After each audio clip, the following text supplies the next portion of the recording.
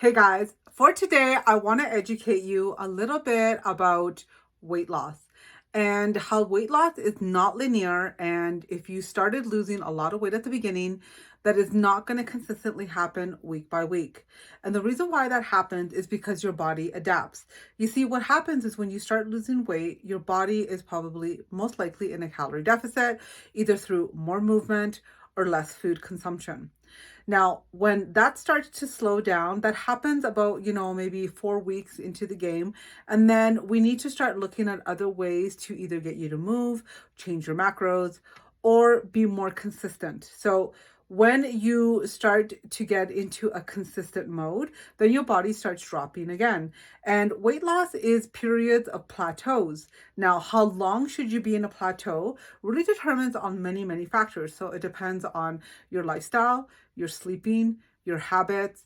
Are you consistent with your workouts? Are you putting the same intensity into your workouts? Are you eating the same amount of calories? Are you hydrated enough? Are you eating the same type of food day in and day out? Because every time you eat different foods on different days, your body, your digestive system specifically, responds very differently to those fluctuations. And some food has more fiber, so therefore it carries more weight in the bowels. Some food has more water, and therefore it carries more water consumption. Some foods are harder to digest, so therefore your body gets bloated and inflammation. So every time you eat something different, your weight will fluctuate on the scale, which is why looking at the scale only is not a good dictator in terms of your results. It is one dictator of so many. So understand that weight loss is never dropping, dropping, dropping, dropping. Weight loss is dropping, staying steady, increasing for a little bit, and then dropping, and then plateauing, and then sometimes a little bit of an increase, and then dropping again. And it goes in these cycles of waves. So it's never straight linear line. What you want to focus on though is that you want to make sure that when you started, there should be a straight line going down in between those fluctuations and showing that you are dropping weight overall. So if you're dropping a pound a week, and you're disappointed about that, you really got to question yourself about your disappointment. There's no reason to be disappointed for a pound of weight loss per week. That is fabulous. That means that you have moved or ate 3,500 calories less or moved more within that time frame. Eating 3,500 calories less is very difficult to do for many people. You really feel hungry. Okay, so you're either doing both. You're moving more and you're eating a little bit less to get to that final bottom line. The majority of clients lose about half a pound a week, and half a pound a week is actually a very successful, slow and steady weight loss that actually gets you to your weight loss for longer periods of time. So the quicker you want to lose your weight, the quicker you're most likely going to rebound. So it's not a good idea to lose weight so quickly. Now, I know that we are exposed to many fad diets where we do a keto diet and we drop weight, but really ideally what you're dropping is a lot of water weight and it's not essentially fat. So if your goal is to drop fat, you need to be patient in this game. You're not going to get to your goals overnight, and you really have to be realistic about how you got to your weight in the first place. Did you wake up from one day to the other and you suddenly gained 20 pounds? Did you wake up from one day to the other and you suddenly had all these bad habits? That is not the case. These things accumulate through weeks, days, years. So it's going to take time for you to take off that body fat.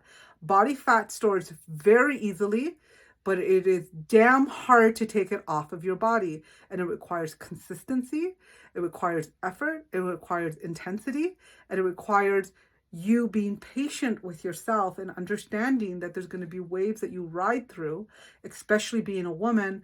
The week before your period and the week of your period are the days and the times that we really see a lot of weight fluctuation. And you got to be empathetic with yourself during those weeks, because that is really not truly your weight. It is a temporary water weight that is increasing because progesterone levels have increased. Okay. So please be empathetic with yourself. I have been there. Okay. I was 180 pounds before my past. Okay. I fluctuate now between 130, 145 if I'm getting my period. Not fun. but it happens. And this is something that I have also had to deal with, and I still deal with it. Okay, it's not easy for me, and I don't expect it to be easy for you, but being objective and understanding that there are waves that we're going to ride through and be okay with that and just know that it is temporary, that is going to help your mindset get you through the next level. Okay. And just understand too that motivation is not something that you find, it is something that you make, it is something that you build, and it's something that you do and act to get motivated.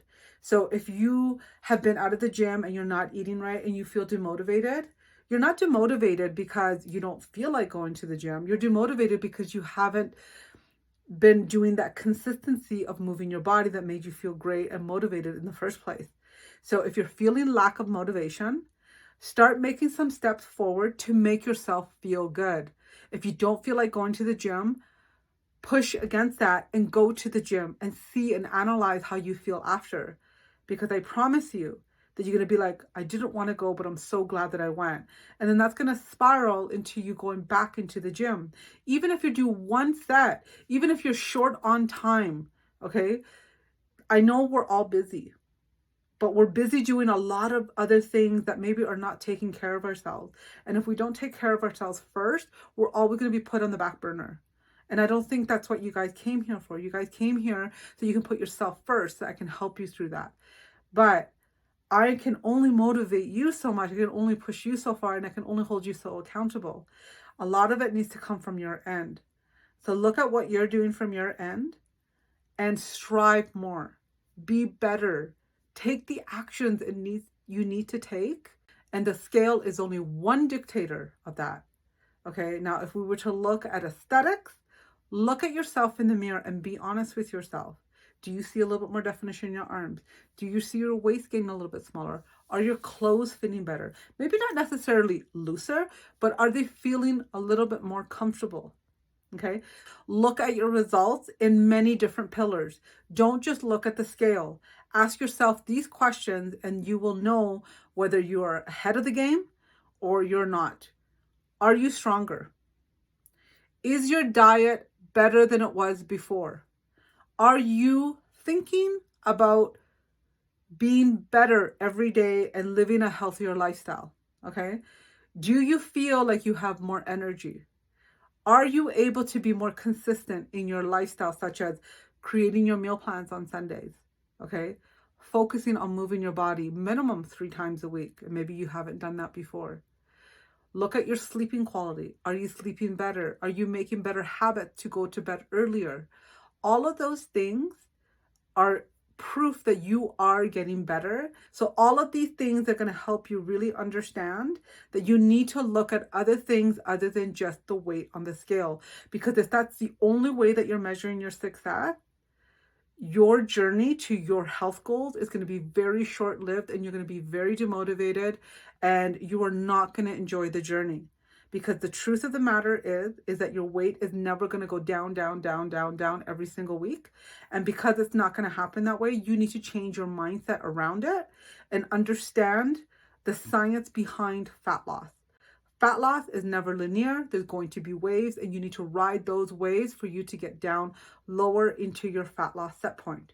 But there needs to be consistency put in place.